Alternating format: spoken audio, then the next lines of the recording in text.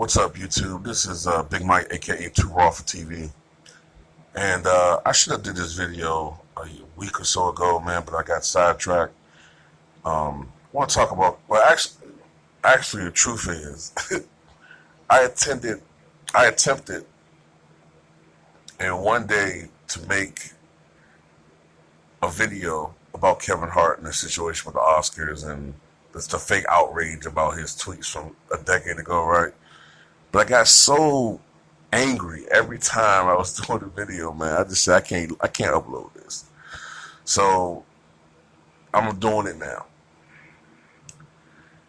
And for those of you who've been living under a rock or what have you, or been in a coma for the last 2 weeks, Kevin Hart, the comedian, right, was set to host the Oscars. And of course, you know, some people have nothing better to do than to do extensive online Google searches of everything that someone has said in the past 2 years, you know, going back 10, 20 years, to just find something to play gotcha. That kills me now, man. It's like everybody wants to play gotcha with everybody now. So I'm assuming that some of these racist motherfuckers, man. And I'll tell you something. A lot of these feminists out there are racist. They use feminism as a guise. You know, that's the guise they use to go after a lot of minorities. You know what I'm saying? I have noticed a lot of feminists are closet, covert bigots. You know what I mean? Like, I know that for a fact because when I was younger, I used to work, you know, door to door for political campaigns, generally speaking, Democrats. And I'm no longer really a member. Well, I never really considered myself a Democrat, but I'm like Bernie Sanders. I'm an independent, but I caucus with the Democrats because they're closer to my belief systems now than Republicans. You know what I'm saying? If you're a new subscriber, I've said it before and I'll say it again. When I was really, really young, like a teenager, man, I used to actually be like a Republican. You know, I hated the Democratic Party so much because I always had read as a kid, you know, what the Democrats used to stand for. So I held it against the party. Like, okay, yeah, you guys have flipped the script in the last 50 years, but this is still the same party that produced the Ku Klux Klan. This is still the same party of Jim Crow. This is still the same party, you know, that denied black people basically human dignity for decades. Now, I understand that most of those elements switched over to the Republican Party, but you got to remember that the Northern Democratic faction of the party openly coexisted with the Dixiecrats, the Southern Democrats, knowing what was going on down there. You know what I'm saying? But anyway, that's another video for another time. But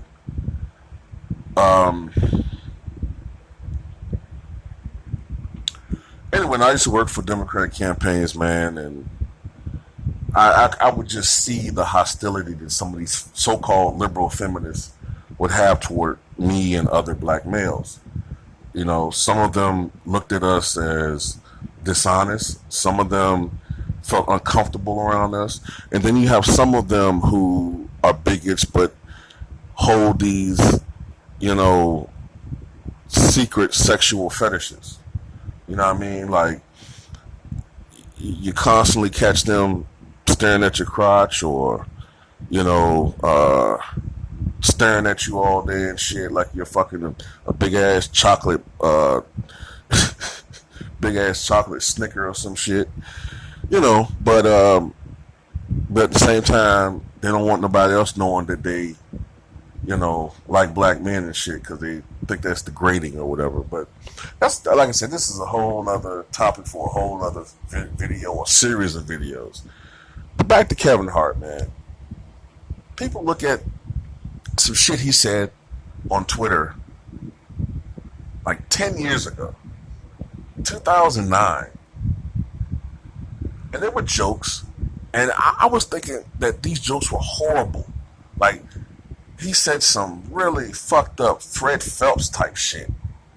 You know, I'm thinking it's like Fred Phelps incarnate, and it's jokes.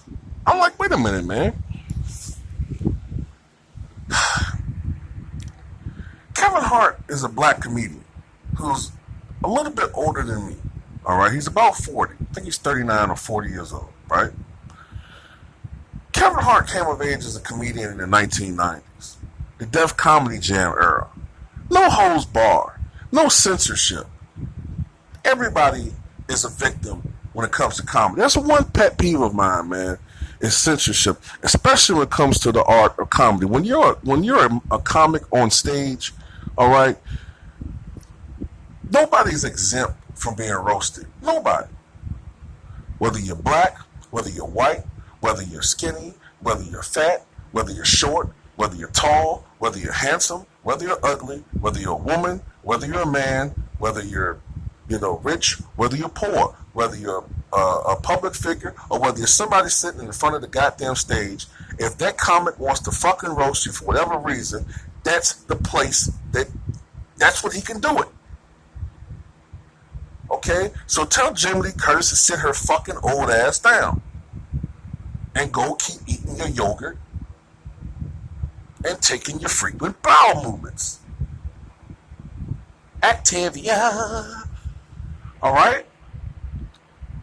Just sit the fuck down. This fake outrage, man, it kills me. This fake outrage just fucking kills me, man.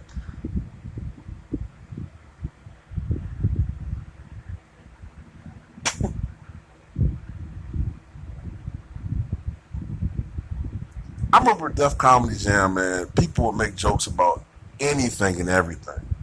All right? And even when you take it to the context of the PC world we live in, these were made in 2009. These jokes were made in 2009. I'm pretty sure Kevin Hart started realizing that, hey, the world we're living in now, all right, we can't make gay jokes anymore, all right? Because, Kevin Hart kind of did change his style. If you notice, he's not even offensive with his comedy. He totally changed his comedic style as he got older because he wanted to become more mainstream. You understand me?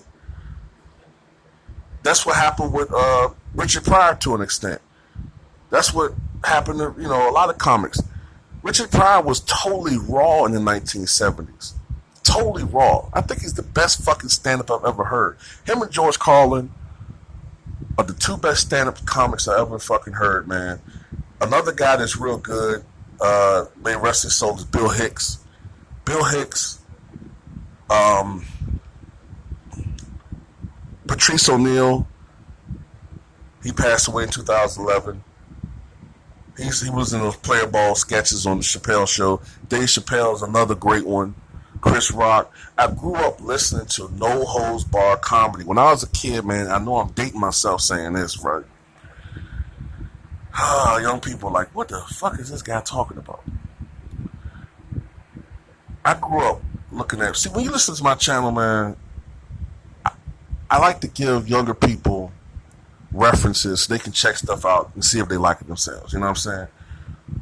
When I grew up, man, I used to look at the old reruns of the Dean Martin comedy roast where they could be hosting Red Fox, and Dean Martin might be... I'm getting some messages and shit on my phone, man. But Dean Martin could be like, talking about Red Fox, and he might make a black joke. But Red Fox would come right back and make an Italian joke. If Jackie Gleason was up there, they'd make a joke about him being fat, about him being Irish, about him being a booze hound. You see what I'm saying? You can't do shit like that now because people get offended by every fucking thing. Well, Alcoholic Anonymous and fat shaming, the association for big people, we find it offensive, and you can't talk about this, you can't talk about fuck all of that, man. Now, don't get me wrong. I abhor racism. I cannot stand it. It has no fucking place in our society, in my society, too. Fuck that. But there's a difference between racism and when you leave that world and you go on stage. I just have this just me, man. Maybe it's just me. But when it comes to comedy, when it's just the pure art of comedy, there is nothing, in my opinion, that is beyond comedy. As long as it's funny and it's real. As long as it's those two things and you know it's not phony, that's just how that is.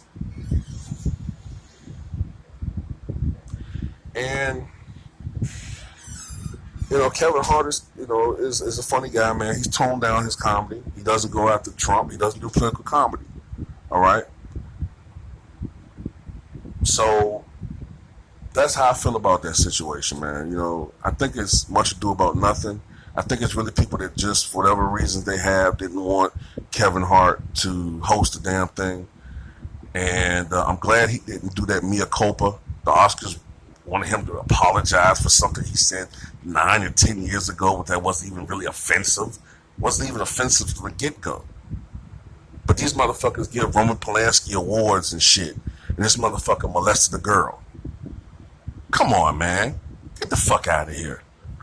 It's bullshit.